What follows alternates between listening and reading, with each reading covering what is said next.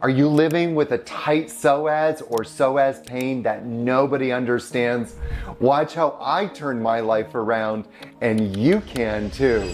Namaste friends, my name is Yogi Aaron. I'm a muscle specialist as well as a yoga expert. For those suffering from psoas pain that is obviously leading to hip pain, each step and movement in life can be a reminder of a struggle that seems invisible to the outside world. But the lack of understanding of effective solutions leaves you feeling more alone than ever and feeling hopeless after countless treatments that promise much but delivered little. In this video, I'm going to open up about what has actually worked for me that have been a game changer in dealing with my psoas pain, and I'm sure it will help you as well. So without wasting any more time, let's jump into it. So you guys are having some pain. A lot of people, when they say that they have pain in their hips, they usually will point somewhere into the side of the hips, just above the hip bone, which is called the greater truncator, or they'll point, more into the glutes. Now, there's a lot of muscles in this area. And one of the worst things that we can do is actually stretch those muscles, because stretching the muscles is going to make those muscles weaker. Muscle activation is a great solution because it improves the muscle function and be able to support the joints of the body. One of the muscles that we want to make sure that are working is a muscle called the psoas. It's one of the biggest hip flexors that we have, and it's responsible for maintaining the curvature of the lumbar spine as well as stabilizing the hips. So let's do a quick muscle hack or muscle activation to get our psoas working properly. All right, so come onto your backs for this one.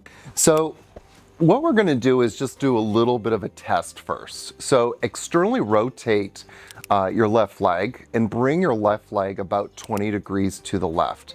Bring your right hand to the right hip bone and just lift that left leg up.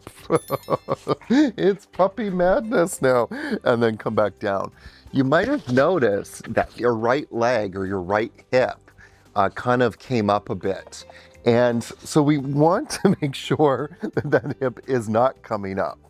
So what you're going to do here is bend both of your knees, and we're going to activate the psoas on the left side. So bring that left ankle across your right knee. So some of you will, notice this pose as one that a lot of runners use. They sometimes call the runner's stretch or figure four. But we're actually not going to obviously do any kind of stretching. So we're going to have that ankle on the knee. You're going to bring your right hand towards the left knee and then push that left knee into the hand. Now, the hand is just there as a wall, so you're not going to push or reach that knee with the hand, okay? So push the knee into the hand. And then we're going to push it there for 2, 3, 4, and 6, and then relax. And then do it again. Push the knee into the hand for 2, 3, 4, 5, and 6, and relax. And then do it again for 2, 3, 4, 5, and 6, and relax. And we'll do it one more time. Push the knee into the hand for 2, 3, 4, 5, and 6. Good. Now straighten out the legs. Bring your right hand to your right pelvic bone. Externally rotate the left leg. Bring the left leg out about 20 degrees. And then just lift the left leg up. Do you guys feel a difference? It should feel easier. Maybe in some of you it's not as easy. I mean, it's a little bit easier. Some of you are like, oh my God, that's a huge difference. Whatever it is, the muscle of the left psoas is now working. Some of the claims that people are making about solutions to pain, is it fact or is it fiction?